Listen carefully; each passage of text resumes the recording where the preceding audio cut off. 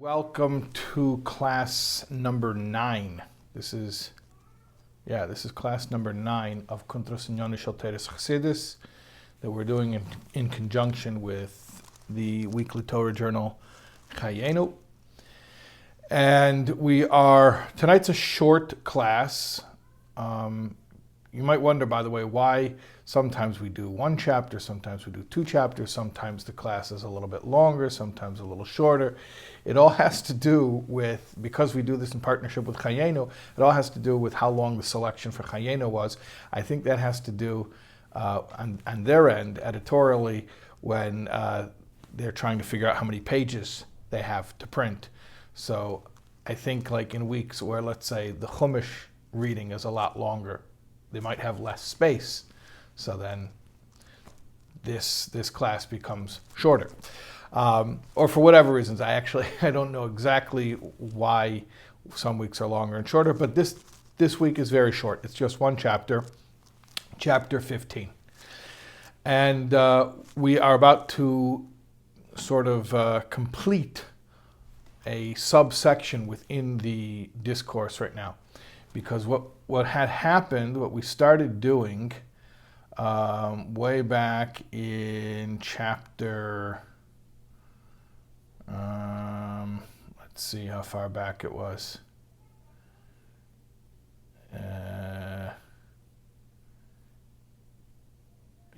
Chapter 10. Chapter 10, we did Modeh Ani on 4 levels. That's right. And then in chapter 11, we did Modeh Ani according to chasidus. And then in chapter 12, we took chasidus and went back to the pshat of Maidani. And then in chapter 13, we took chasidus and plugged that into the remez, went back to the remez of Maidani. And then chapter 14, we plugged chasidus into the drush of Modeh Ani. And now we're on chapter 15. Get ready, we're going to do the Yesod, the Kabbalistic interpretation of Modeh Ani. And if you remember when we first presented the Kabbalistic interpretation of Modeh Ani, we said very clearly that it's not something that we're going to understand. That is the nature of Yesod. It's speaking on a very esoteric level, and don't get caught up in whether or not you understand it or not. So now we're going to go back to the Yesod, and we're going to look at the Yesod through the lens of chasidus, and that will complete our revisiting all 4 levels of Torah interpretation according to chasidus. Okay. Chapter 15. Al derech zehu gam bechelek hasoid shebemodeh Ani. Along these same lines, meaning along the same lines that we have been in the previous chapters, going through each level of Torah interpretation and showing it in the light of chasidus, and how chasidus brings out a new vitality in each of those levels. Now we're going to look at the level of Yesod. Okay? So that is what's happening here. Let's first just explain the simple, sort of maybe an oxymoron to say the simple level of Yesod. It is, pshat is simple. Yesod is never simple. But let's just say the Yesod as it is, without any explanation at first. Okay. Hapirish shebekabbalah shemelech chai v'kayim hu sfiras hamalchus k'mei shemiyuchedes im sfiras hayesod. The Kabbalistic explanation of Melech Chai v'Kayim, living and eternal king, is that phrase is actually indicating 2 spheros. Melech is Malchus, and Chai v'Kayim is Yesod. And Melech Chai v'Kayim, as a compound phrase, is Malchus as it is united with Yesod. And that from the unification of Malchus with Yesod, bo hachzaras neshama, it brings about the return of the soul. Okay, that's what the Soid says.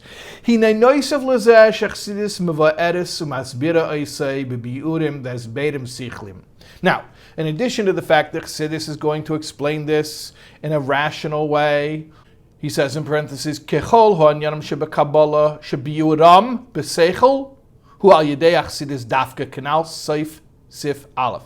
And everything in Kabbalah, if you want it to be explained in a logical manner that makes sense to us, really, you're only going to find that in chasidus, like we said at the very end of chapter 1, when we were talking about different ways of explaining what is chasidus. Well, one explanation is it's a language for explaining Kabbalah in a way that makes sense to us. Okay, but in addition to the fact that when we plug Kabbalah, Soid, into chasidus, chasidus is going to explain the level of Soid in a way that makes sense. But furthermore, another thing's going to happen. What's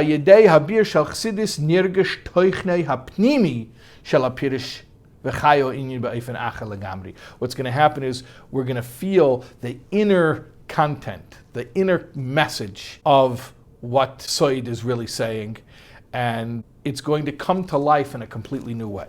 Okay, so let me just unpack that paragraph.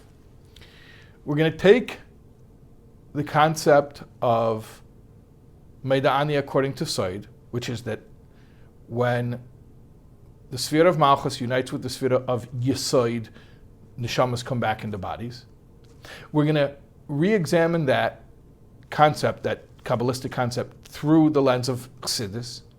When we're going to do so, first thing that's going to happen is we're going to actually have a logical explanation of it. Okay, because Soid on its own doesn't make sense. It's not meant to make sense. You can memorize the stuff that it says, this level and that level, and this unification and that unification, but to say we really relate to it, it's not meant to be relatable. It's speaking about stuff that's going on in totally different realities, totally different levels of reality than we relate to. Chasidus, however, is a language for describing those phenomena, usually through metaphor or example, in a way that makes the unrelatable relatable. So that's the first thing that's going to happen, is we're going to take these abstruse ideas that really we can't understand, and we're going to translate them into a language that we can understand. But then another thing is going to happen, this is even more important. The Kabbalistic explanation is going to come to life in a totally new way. It's going to shine. It's going to take on a new energy, or it's going to reveal an inner life that we didn't see in it before. In other words, you look at the Kabbalah on its own, it's very dry, it's very technical, again, unrelatable. Okay, Yesod merges with Malchus and neshamas come back. Okay, so you can memorize that, like you memorize different formulae. It's an axiom, no problem. But to relate to it, to understand why it works, how it works, and to actually feel like I can compare it to experiences that I have and feel like it matters in my life. That's through chasidus. That's through plugging Kabbalah into chasidus. So let's do that, okay? All right. Biur pirush ze al pi chasidus. Explaining the Soid of Modeh Ani through the lens of chasidus. Spheres ha-Malchus hi bechinas ho-elokus ha-shayeches la-elam. The sphere of Malchus, there are 10 spheres. Malchus is the lowest, is the final, is the culminating sphere. It's the recipient that receives all of the flow from the previous spheres. And it is the only sphere that has a direct relationship with olam, with creation. The other spheres are aloof from creation. But Malchus is the mother, is the nurturer. She has a relationship with creation. That is why Malchus is the only sphere that has a relationship with time and space. And in fact, time and space come from her. The very concepts of time and space do not apply in the higher spheres. Time and space are limitations. Those limitations do not apply to the higher spheres, which have a certain infinity to them. So the limitations of space and time don't apply to them. Malchus is one of the spheres, and yet time and space do apply to it. In fact, time and space come from it. Malchus is the source of time and space. Shara Yichud V'Amunah of Tanya, second chelik of Tanya, speaks about this at length in chapter 7. U'Spheres HaYesod. Now, what is Spheres HaYesod? Hi b'chinas hu alakus shelamayla megeder shayches la'ilam. That is godliness as it is above having any relationship with the world. Yesod is the last of the higher spheres. In other words, if you say there are two kinds of spheres, Malchus and all the others.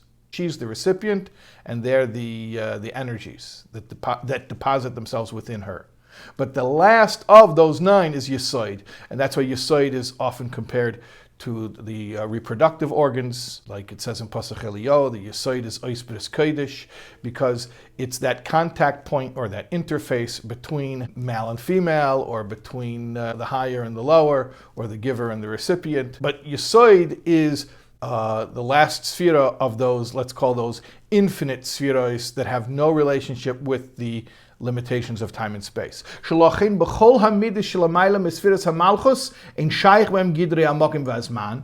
of the spheres above Malchus have any relationship with the limitations of time and space. And in fact, when those attributes are revealed, they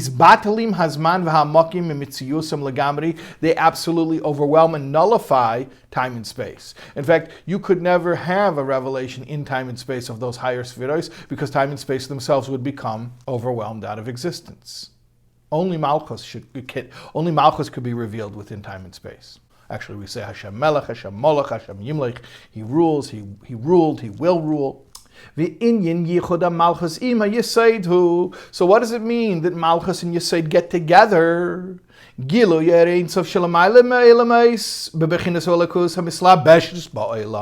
is the unification of godliness as it is completely above having a relationship with the world, uniting with godliness as it has a relationship with the world, as it is in fact the source of the existence of the world. So basically, what are we saying? When Malchus and Yesod unite, 2 dimensions of godliness are uniting. There's God as he is unto himself, not seeking an other, self-contained, infinite on his own. And that's represented by the higher spheres, but especially Yesod, which is the contact point of those higher spheres with Malchus. And then you have Malchus, which is godliness as God is the source of creation, the source of the finite, the source of time and space. So God is obviously both. God is not limited. He's both the infinite that is above having a relationship with the finite, and the infinite that is the source of the finite and has a relationship with the finite. But when those 2 aspects of God himself merge together, what happens in that paradox? Well, what happens is exactly what we said before. That souls come back to bodies, as we're about to explain. Let's go forth. That's why, as we indicate in the Modeh Ani, the return of the soul was precipitated by the unification of Melech, Malchus, with Chai V'Kayim, Yesod. The return of the soul every morning, hu inyin b'riya chadosha, Canal Sif Yud Gimel. Like we were saying when we were talking about resurrection, that the return of the soul isn't just 2 entities, the body and the soul came unattached and now we're reattaching them. No, it's a completely new creation. In fact, not just in the morning, but really every single second. Now,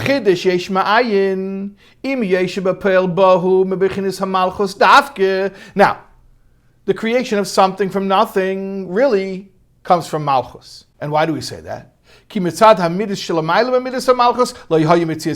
klal. Because when you go to the spheres higher than Malchus, there's no such thing as created existence. So created existence clearly comes from Malchus, could only come from Malchus, because only Malchus is able to have a relationship with the finite and not overwhelm it out of existence. B'chol zeh, but notwithstanding that, the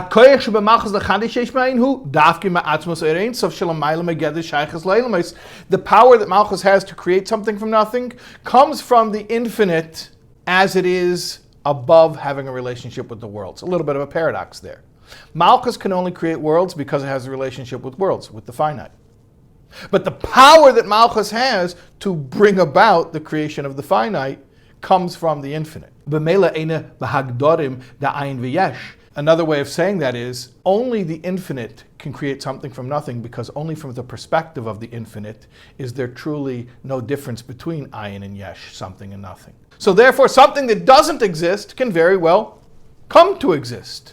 It's a little bit of a paradox there, but once you're already in the realm of the finite, if something doesn't exist yet, it can't come to exist. That's why the infinite can make the non-existent into the existent, because it's not limited by the fact that non-existence doesn't exist. But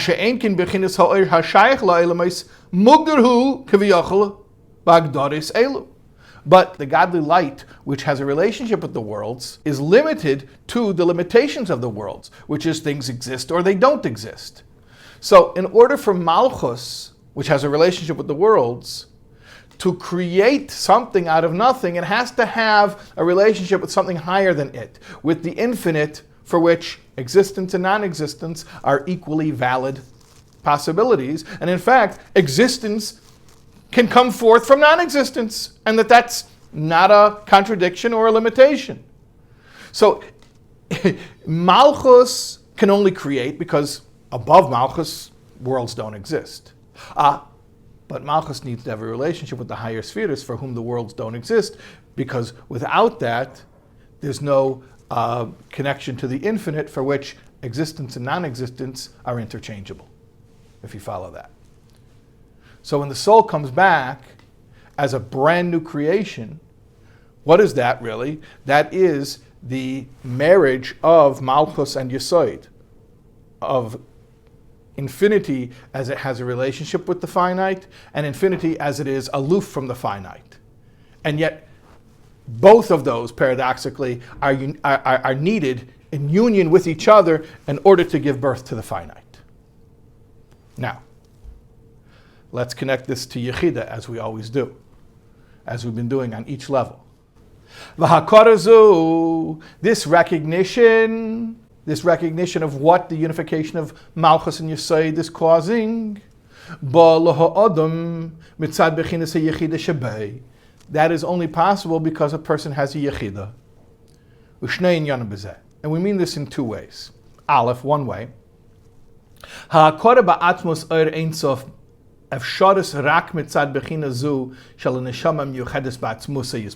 The recognition of the essence of the infinite light is really only possible from the perspective of the neshama, which is one with Hashem's essence.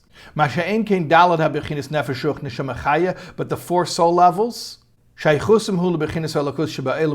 those really pick up on Hashem as He's present in worlds. So the ability to appreciate that there is an existence of Hashem which is beyond creation, which is inherently beyond creation, comes from our Yechida. The four soul levels are interested in Hashem as He's present within various levels of creation, even very lofty spiritual levels, but levels nonetheless. And Yechida appreciates that Hashem is just the essence and isn't defined as creator. So that's the first thing. You need a Yechida to appreciate that there's this infinite that is beyond worlds, which, interestingly enough, is necessary in order to create worlds, as we explained. Base, gam amitas ha'akora b'hachidesh diyesh ma'ayin, sheyakev aloy rak sheyavin, she'ein shum nesinas makim lahayesh mitzad atzmei v'chol mitziyusehu mechudish melokos. The true ability to recognize, and the Rebbe says here, to recognize it, not just to understand it. Understanding could be still on an academic level. Like in theory, I understand that such a concept could exist. No, this is to recognize it, to be able to see it and identify this phenomenon. That there's really no possibility for an existence to exist on its own, and really it's constantly being brought into its present state of existence only through Hashem's existence. Hamachricha. And that phenomenon could only come about through Hashem's essence, for which non-existence is not an obstacle to bringing something into existence. And that recognition of that concept is coming from your Yechida. The fact that you're able to not just intellectually wrap your head around this concept, but you're able to say, yeah, you know what, I think I know what he's talking about. That's coming from your Yechida. Kanal Sif Yud Gimel, like we said in the end of chapter 13, when we're talking about the resurrection, that we appreciate that really the world cannot exist autonomously and does not exist autonomously. So that's the way of looking at the Yesod of Modeh Ani through the lens of chasidus. Basically, it's still a lofty concept. It's not easy, but here it is. Melech Chai V'Kayam is Malchus uniting with Yesod. That's the aspect of Hashem which has a relationship with the finite, uniting with Hashem's own self, which has no relationship with the finite. And they need to both be present, because in order to create creation, obviously you have to have a relationship with creation. But in order for creation to be a possibility, so its own non-existence cannot be an insurmountable obstacle. And from the perspective of the limitations of creation, it's binary. Existence is either it exists or it doesn't. How can non-existence become existence? That's a paradox. While from the perspective of true infinity, it's not an obstacle, and it's not an unsustainable paradox. Non-existence can become existence just as much as existence. But also from that perspective, that true infinity, it has a certain aloof quality where it's not concerned with existence. So we need the marriage between both aspects of godliness in order for creation to come into being. And that's what we're talking about in Modeh Ani, when we recognize, we get up in the morning, we say, oh, I exist again. You know what just happened? You know what just happened? First of all, Modeh Ani, I acknowledge and I give grateful thanks that what? That the infinite as it is above having a relationship with creation has united with the infinite as it has a relationship with creation in order to put me and everything else here again for another day. And that ability to recognize that and to be grateful for that is an expression of my deepest self, my Yechida. That's Yesod according to chasidus. Okay, fine. So that's it. That's it for tonight and for this week. And Mirza Hashem, we will continue next week with chapter 16.